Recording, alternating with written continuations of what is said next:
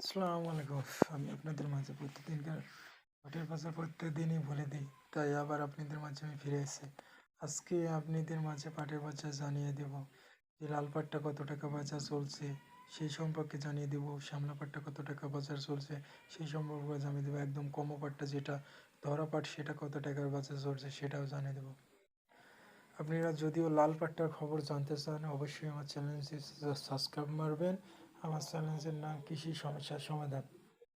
আমি মানুষের সবসময় সমাধান করে থাকি। আপনি অবশ্যই লাল পাট্টা যদিও আজকে বাজার কত টাকা চলছে সে সম্পর্কে জানতে চাইলে আমার চ্যানেলটি সাবস্ক্রাইব মারবেন।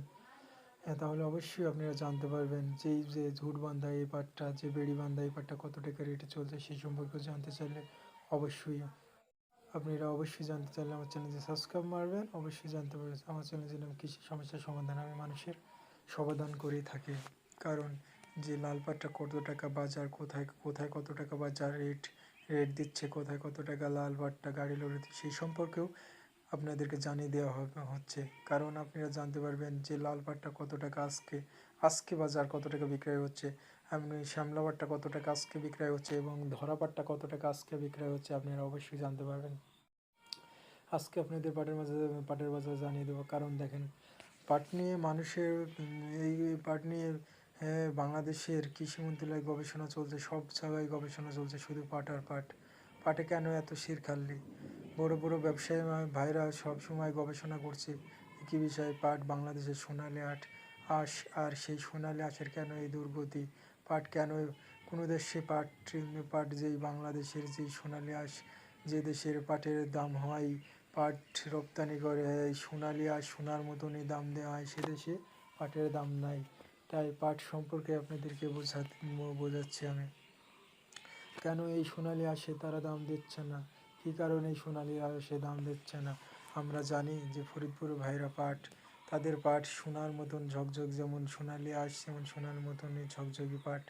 এই যে ফরিদপুরের পাট দেখেন ভাইরা কি পরিশ্রম করে চাষি ভাইরা, পরিশ্রম করার পরেও যদি তারা দাম না পায় তারা কী করবে? ফরিদপুরে এইগুলো দেখো, এগুলো কি মেলে পাটছে, যেগুলো যেগুলো বড়ো বড়ো মেল, বড়ো বড়ো ব্যবসায়ী ভাইরা এভাবে জুটবাদি দিয়ে দেয় পাটকে, যে চলে যায় ক্যাথার মতন সেলাই অবস্থায় পাট চলে যায়, সেই পাটের কি মূল্যায়ন দিতে পারছে না বাংলাদেশ। পাটের কোনো মূল্যায়ন নাই বললে চলে। কারণ বাংলাদেশের পাট যে অবাধগ্রস্ত হয়ে আছে বাংলাদেশ, সব কিছুর পুরো দাম, আর পাটের পুরো দাম নাই। সব ফসলের পুরো দাম দিচ্ছে বাংলাদেশের সরকার, কিন্তু পাটের কোনো চাহিদাই নাই। তাই আমি বলতে চাচ্ছি বাংলাদেশের প্রধানমন্ত্রী শেখ হাসিনা আমাদের নেত্রী, জননেত্রী আমাদের শেখ হাসিনা, তিনি আমাদের জননেত্রী। তাকে জানাতে চাচ্ছি যে বাংলাদেশের চাষি ভাইদেরকে কাদায়ের নার। বাংলাদেশের চাষি ভাইরা বুঝতে শিখেছে, বাংলাদেশের চাষি ভাইদের চোখে ভরা কান্তি, মনে নাই শান্তি। বাংলাদেশের চাষি ভাইদের মনে কোনো শান্তি নাই, কারণ বাংলাদেশের পাট চাষি ভাইদের সব সময় মরকান্ত অবস্থা। তারা শ্রম দিয়েছে তারা শ্রমের কোনো মূল্যায়ন পাচ্ছে না বাংলাদেশের চাষি ভাইরা। তাই আমি জানাতে চাচ্ছি বাংলাদেশের যে সরকারি মিলগুলো কেন অচল হয়ে পড়ে আছে? আপনারা কি দেখতে পাচ্ছেন না সরকারি মিলগুলো চালু করছেন না কেন? আর সরকারি মিল যদি না চালু করেন তাহলে বাংলাদেশের কৃষি ভাইদেরকে একবারে মানা করে দেন যে পাট যেন না বনতে হয়। তাই আমি বলছি প্রধানমন্ত্রী শেখ হাসিনার, আমাদের তিনি জননেত্রী মা, আমরা পর্যাপ্ত পরিমাণ ফসলের দাম পাচ্ছি না, পাটের দাম পাচ্ছি না, সব কিছুর দাম পাচ্ছে, কিন্তু চাষি ভাইরা খালি চাষি ভাইদের বিপদগ্রস্ত হচ্ছে, কোনো পাটের দাম নাই, পাটের কোনো দাম নাই। পাট বিক্রয় করছে আজকে দেখেন ফরিদপুরের পাট, যেই পাটটা বাংলাদেশের সব জায়গায় চাইতে ফরিদপুর সেরা, তারপরে পাট হয় খুকসা সেরা, সেই দুই অঞ্চলে কোনো পাটের বাজারের কোনো দাম নাই। এত কমতি দামে কি করে তারা চাষি ভাইরা বিক্রি করবে? আর কোটি কোটি টাকা দিয়ে যারা ব্যবসায়ী ভাইরা পাট কিনে রেখেছে, 7 দিনে যে দামটুকু হয়েছিল সেই দামটুকু যারা পাট কিনে রাখছে তারা কি করবে? তারা তো বেচতে পারেনি, তারা তারা তো বিপদগ্রস্তের ভিতরে পড়ে আছে। তাই আমি জানাতে চাচ্ছি যে কোথায় কত টাকা পাট গাড়ি লোড হচ্ছে সেই সম্পর্কেও আমি আপনাদের মাঝে জানিয়ে দেব। কারণ দেখেন বাংলাদেশের বড় বড় ব্যবসায়ী ভাইরা, এমনকি শব্দ শোনা যাচ্ছে যে বাংলাদেশের এক ব্যবসায়িক ভাই 20,000 মন পাট কিনে রেখেছে, সে পাট কিনে বিক্রয় করতে পারেনি এবং সে দুনিয়া ছেড়ে চলে গেছে, সে কি মারা গেছে স্ট্রোক করে। তাহলে কি করবে? তার তার পাটও পড়ে থাকলো, তার জীবনও চলে গেল, তার ব্যবসাও চলে গেল না। ভাই আপনাদেরকে জানাতে চাচ্ছি, বড় বড় ব্যবসায়ী ভাই, আপনারা কোনো টেনশন করেন না। আপনারা যতই পাট ঘরে রাখছেন, মনে করছেন যে দাম হচ্ছে না, অবশ্যই হবে ভাই। আপনাদেরকে আমি জানাতে চাচ্ছি ভাই, আপনারা কোনো টেনশন করেন না ভাই। পাট ঘরে রাখছেন, অবশ্যই অবশ্যই যা করার দরকার হবে। টেনশন করে যদি মরে যান তাহলে পরবর্তী ব্যবসা করবে কি, পরবর্তী ছেলেপিলে মানুষ করবে কি?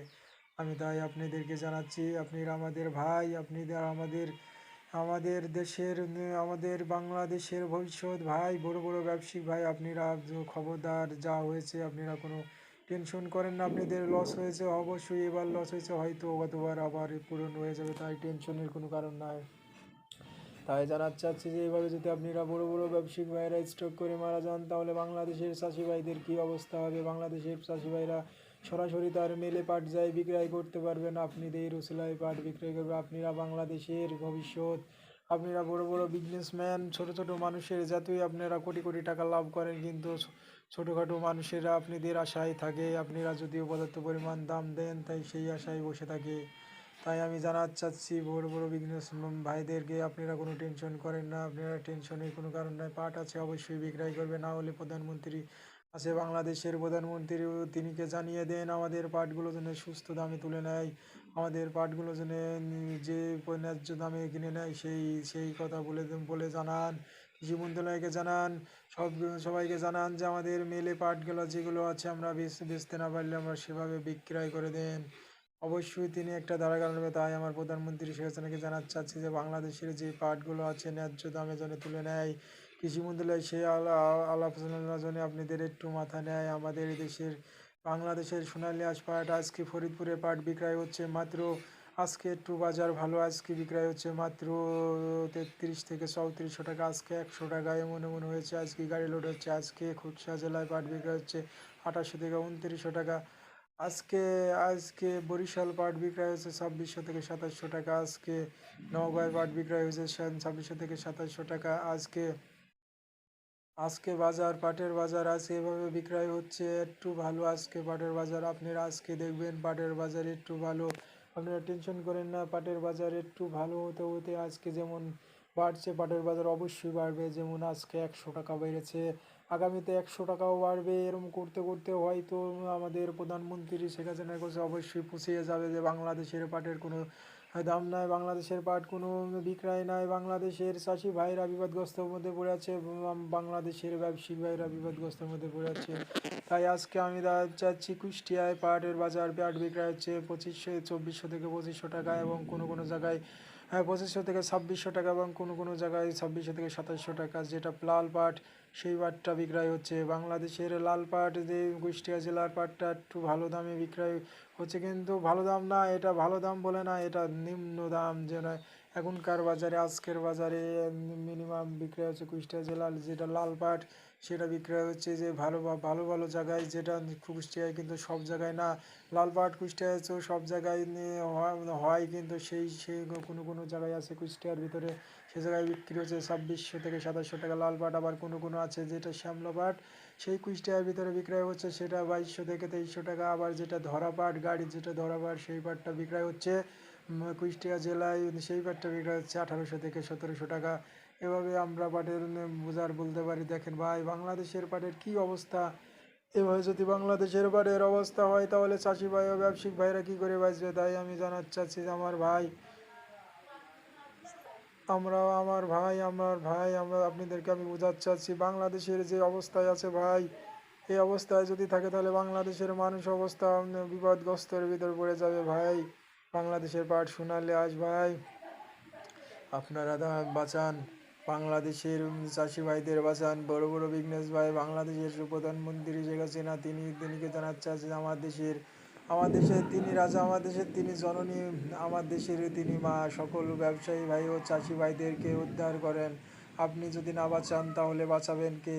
তাই আমি জানাতে চাচ্ছি বাংলাদেশের প্রধানমন্ত্রীর কাছে জন্য বাংলাদেশের সোনালী আঁশ পাট, বাংলাদেশের সোনালী আঁশ পাট আমি অবশ্যই আপনাদের মাঝে জানাচ্ছি যেন ন্যায্য পরিমাণ দাম দিয়ে তুলে নেয় এই বাংলার পাট, বাংলার পাট যদি ন্যায্য পরিমাণ দিয়ে না তুলে নেয় তাহলে কিভাবে আমরা বাংলাদেশের পাট তুলে বিক্রয় করব।